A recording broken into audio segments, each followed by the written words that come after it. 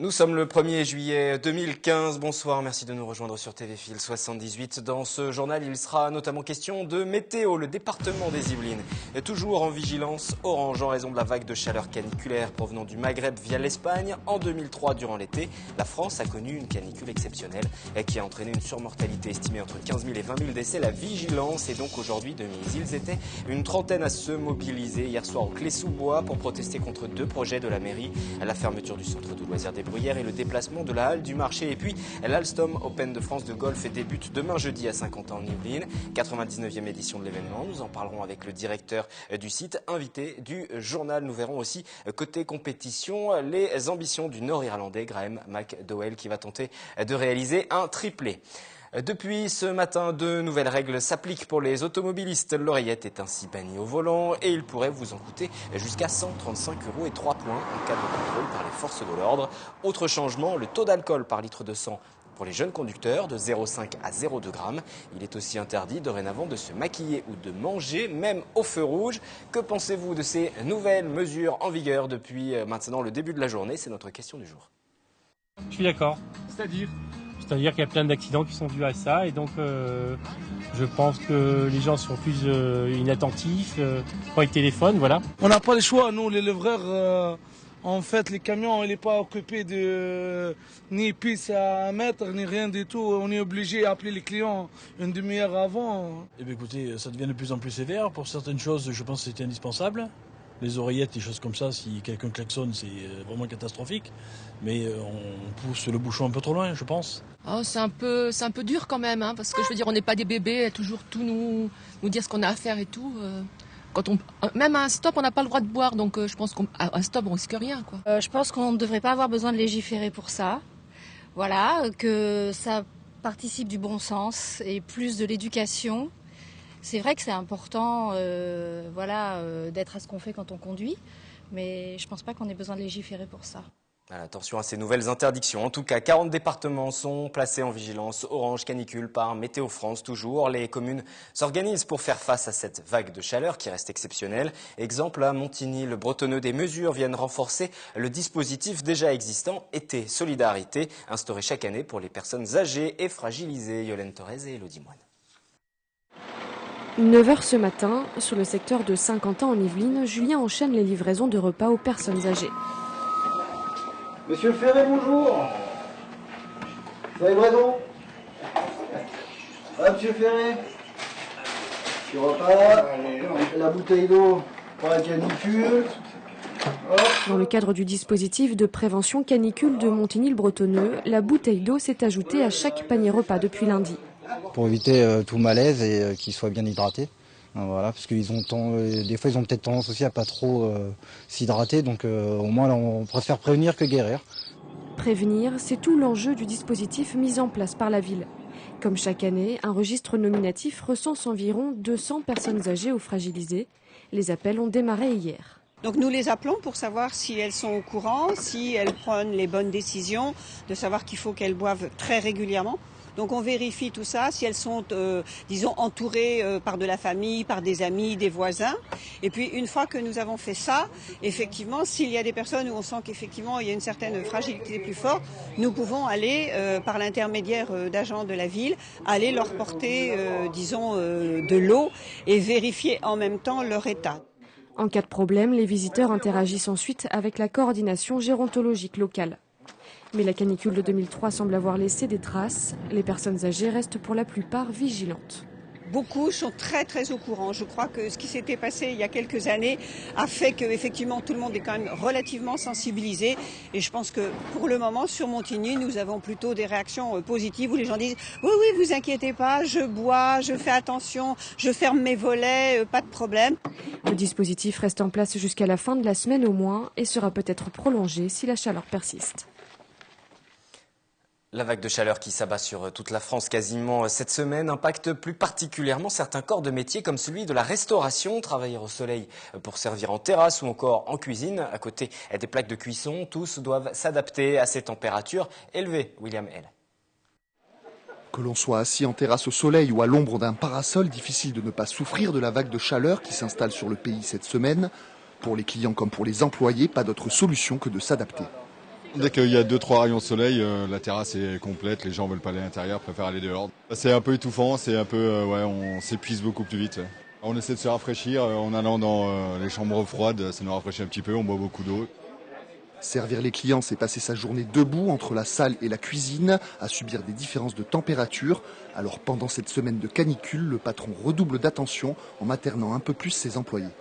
Il faut faire attention d'être bien prêt pour éviter les faux gestes. Il faut faire attention que le personnel s'hydrate bien, donc il faut les obliger constamment à boire de l'eau.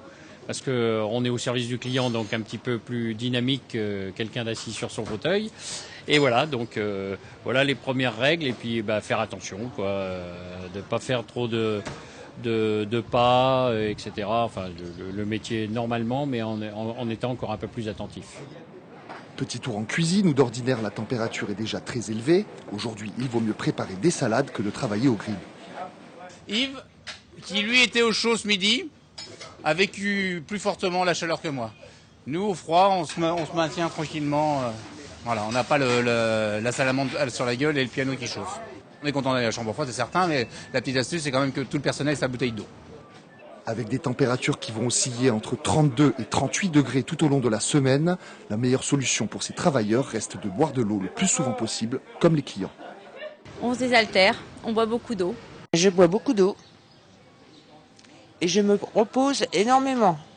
On a pris une grande salade chacune, crudité, thon, saumon fumé. Bon, ça c'est peut-être pas si frais que ça, mais bon. Eau, badois, eau fraîche. Voilà. Et malgré la chaleur, mardi soir, plus d'une centaine de personnes se sont rassemblées devant la mairie des Clés-sous-Bois. Ce collectif de citoyens souhaitait montrer son opposition à deux projets, la future fermeture du centre de loisirs des Bruyères et le déplacement également de la halle du marché. Florane Parfait et Mélanie Poquet. Alto béton, c'est le message de ces citoyens réunis devant la mairie pour le conseil municipal. Ils s'opposent à la façon dont va être rénovée la halle du marché, mais en priorité à l'abandon du projet de réhabilitation du centre de loisirs des Bruyères. Beaucoup de colère, on voudrait conserver ces deux cœurs de village, quoi. Bon, on comprend, il faut faire évoluer une commune, c'est hyper important, mais on n'est pas très content parce que réellement dans sa campagne, elle avait dit qu'elle préserverait ces deux points importants des Clés, et là c'est les deux qu'elle nous fait exploser en miettes.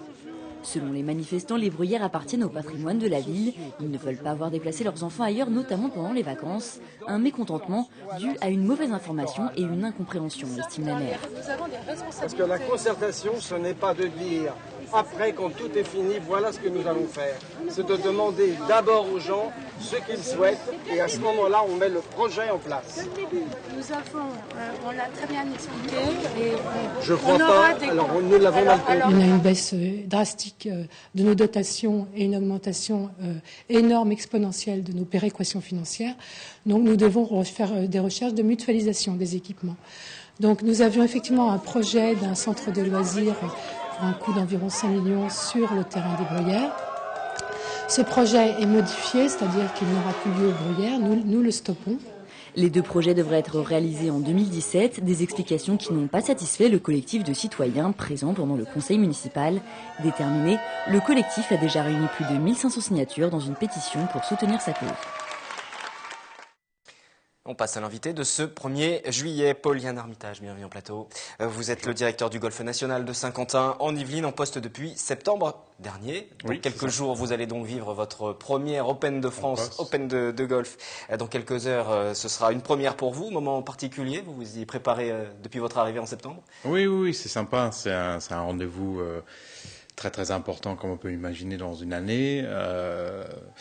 Heureusement, il y a une bonne équipe qui existe déjà sur le site, qui en a vécu beaucoup d'autres. Moi, j'ai hâte d'y être demain pour attaquer, c'est vrai.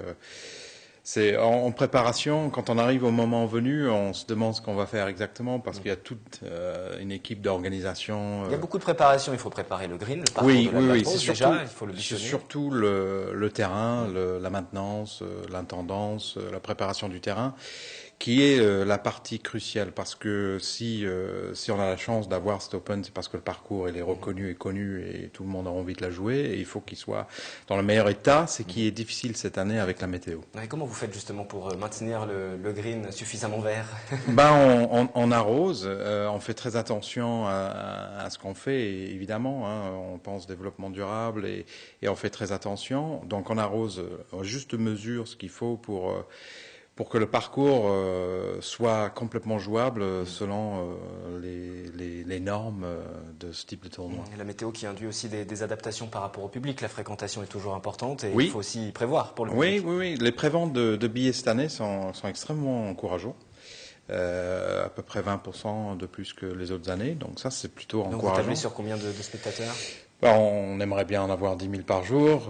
Si on finit la semaine à 30 000, 40 000, ce serait très bien. Avec la chaleur, ils viendront? Oui, vous allez leur donner un petit peu d'eau quand même? Oui, je pense.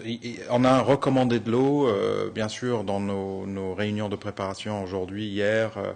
On a pensé vraiment à cette canicule et à la sécurité aussi des spectateurs, notamment aussi à incendie.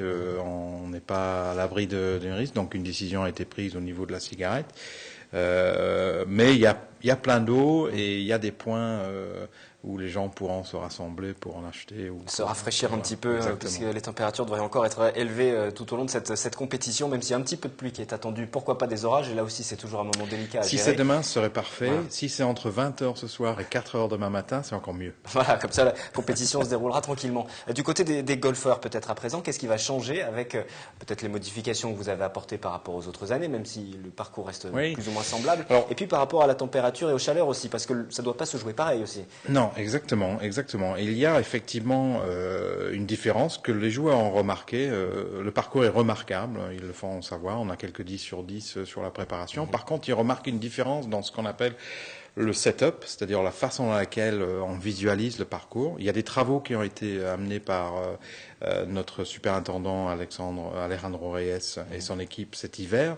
On a enlevé beaucoup de buissons pour la visibilité des joueurs, en préparation de 2018 aussi. Pour la Ryder Cup, oui, voilà. On va venir, ouais. Mais il y a moins de rough, il y a moins de hauts herbes cette année à cause de la sécheresse. Dans les 2 derniers mois, on a eu 4 mm de pluie depuis cette semaine. Côté compétition, le Nord-Irlandais, McDowell, il peut réaliser le triplé, c'est envisageable? Bon, pour le public et pour l'excitation, on veut un vainqueur français. Ça, on va le dire, on va pas s'en priver. Par contre, effectivement, pour l'histoire de l'Open de France, ce serait sympa quand même. Et les Français ont de bonnes chances, justement? Les Français ont un record déjà, il y a un record avant le tournoi, il y a 29 Français qui vont prendre le départ, c'est du jamais vu. Les conseils que vous pourriez donner avant de s'élancer sur le parcours pour les Français, justement? Prenez beaucoup d'eau et surtout amusez-vous.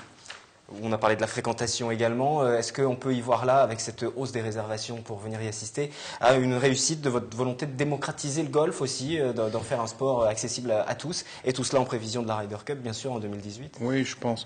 On a plusieurs actions sur la communauté de l'agglomération, où on se situe, pour effectivement faire connaître ce qu'on est en train d'essayer de faire connaître ce sport qui a une génération, qu'aucun autre sport a. Un grand-père de 80 ans peut jouer avec son petit-fils ou sa petite-fille de 8 ans.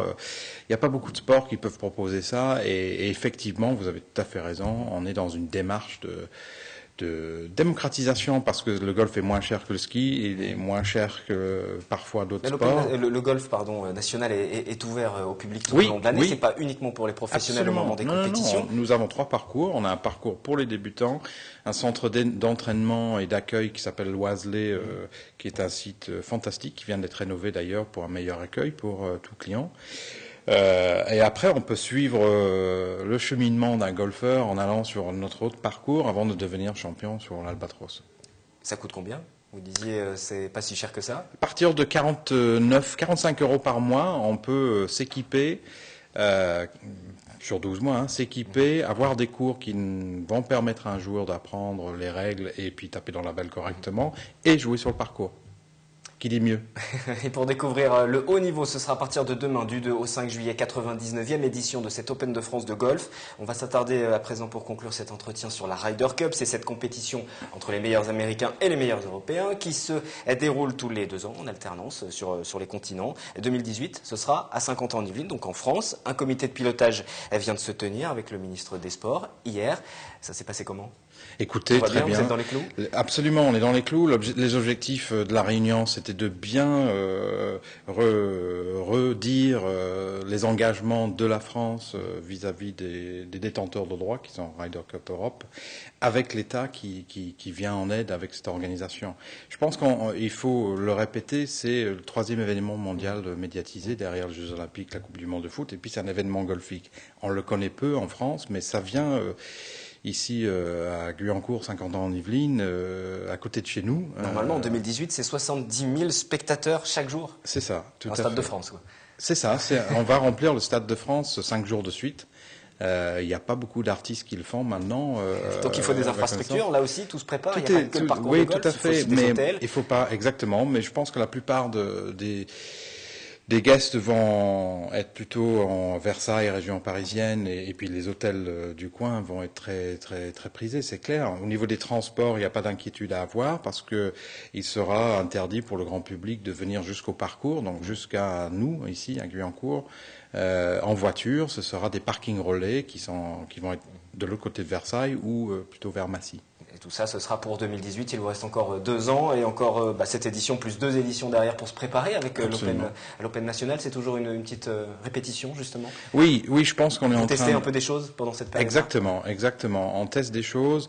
Il faut pas oublier. Cette année, on va engager des travaux importants pour préparer le site aussi pour accueillir de plus importantes infrastructures pour 2018. Donc oui, on est vigilant, mais on est créatif et on teste des choses et tout va bien. Et puis il y a 2024 après, les Jeux Olympiques. Pourquoi pas? Vous aimeriez? On va y aller étape par étape. Voilà, on va déjà passer. Mais avec plaisir. L'Open déjà à partir de demain, la Ryder Cup 2018, et puis après, on aura le temps de parler de 2024. Exactement. Merci d'être venu sur ce plateau. Rendez-vous donc demain au golf pour la compétition. Puis nous en parlerons bien sûr dans cette édition dès demain 18h en direct. Vie locale pour poursuivre à présent. Une salle des festivités au Trait d'Union, inaugurée à Magny-les-Hameaux. Une salle réservée en priorité aux particuliers magnicois, mais pas uniquement. Les habitants des autres communes peuvent aussi en bénéficier. Catherine Zulato pour les précisions. Une salle des fêtes pour les particuliers, également les associations et les entreprises. C'est dorénavant une offre proposée par la ville de Magny-les-Hameaux qui a inauguré sa salle des festivités, baptisée au Trait d'Union. C'est vrai qu'il y avait une salle avant qui a été démolie, donc ça manquait une belle salle comme ça. C'est une demande depuis des années des habitants de la commune. On a mis longtemps à faire cette construction. C'est un projet qui date aujourd'hui et c'est vrai que très régulièrement nous avions cette demande. On louait quelques salles sur la commune mais qui étaient des restaurants scolaires, donc c'était pas forcément très adapté. Exemple de tarif de location, 600 € pour un samedi soir si vous êtes magnicois, 1 000 € pour un week-end complet. Des tarifs seront également pratiqués en semaine et en journée. La salle permet d'accueillir soit 200 personnes debout ou 170 assises. Elle a été construite tout en bois, une résine rouge recouvre le sol. On a fait le choix de faire une construction en bois, de par le côté écologique du matériau, la rapidité de construction, même si ce chantier a pris un peu de temps à être livré. Et aussi pour répondre un peu aux matériaux du site, le parc Bruno, le parc des sports qui est un espace assez ouvert et assez végétal. Le matériau aussi a des vertus thermiques, environnementales, c'est un matériau qui somme toute est assez sain. Et en plus on a fait le choix de le laisser brut et de ne pas traiter. On est tous conscients que ce bâtiment va vivre, va griser, va se griser de façon différente en fonction des façades, des expositions. Coût de la réalisation dont le chantier a duré 2 ans, estimé à 1,7 million d'euros. Un surcoût de 7% en raison notamment de malfaçons. Un financement à hauteur de 750 000 € par des emprunts et 650 000 € par le fonds de concours de la Casquie. Les réservations sont ouvertes depuis ce lundi. Ouverture officielle au 1er septembre. Culture, télévision, le Gecko Crew, c'est un trio de danseurs hip-hop et de street dance et ils sont originaires de Saint-Quentin en Yvelines. Ils vivent en ce moment l'aventure Got to Dance, c'est diffusé sur la TNT, sur TMC. Anna Jiménez et William L les ont rencontrés. Gecko Crew, c'est un groupe qu'on a monté en septembre maintenant, je crois que c'est ça les gars, septembre dernier. Oui. Et voilà, c'est parti d'une idée commune, c'était un peu de se lier tous les trois, puisque à la base on était vraiment trois potes dans la vie. Et on a commencé en publiant des vidéos sur internet. Et tout est parti de là en fait. Yo, when I was young, man, my dad had a reefer house. I catch a contact and talk like Eka Mouse. Go to school, act like I'm pulling reefer out. Kind of funny cause I used to freak my teachers out. Like dang dang diddy dang dang. Sin, so much me go teach you about piece of the one black Johnny and his heaters out. In the club, everybody on Sinatra. Look around, everybody on Sinatra. I ain't talking about the shit they call coke and vodka. I'm talking about the shit you snort and go ha ha ha ha ha. Cette émission elle nous aura permis de rencontrer beaucoup de danseurs du milieu. Ça a été un point très bénéfique pour nous trois. Et en dehors de ça, elle nous aura apporté une certaine visibilité, malgré tous les autres groupes qui ont pu passer. Mais c'est vrai qu'on est content de ça et on espère que ça va continuer. Là, il n'y a que le premier prime qui a été diffusé. On verra pour la suite, mais pour l'instant, voilà ce que nous aura apporté l'émission.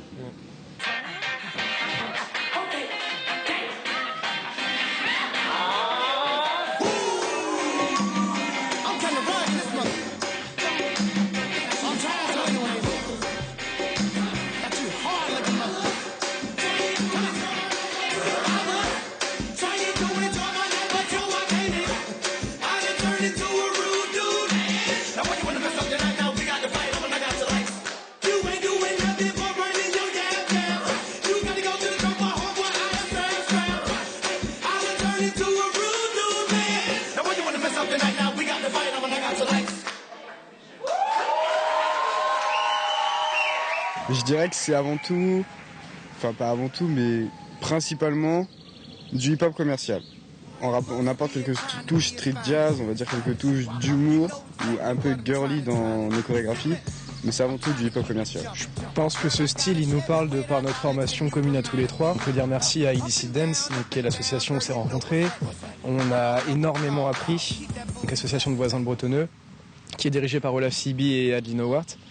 Et voilà, et eux ils nous ont insufflé en fait ce goût de la chorégraphie, de la propreté, de la rigueur, et je pense que ce style nous vient de cette association.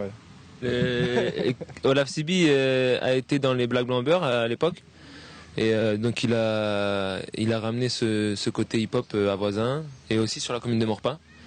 C'est en les voyant réussir dans ce métier, même si c'était dur, même si c'était compliqué, ils nous ont donné envie, ils nous ont poussé, ils nous ont gueulé dessus bien sûr. Et ben à force on y prend goût et ça donne envie de faire de la danse.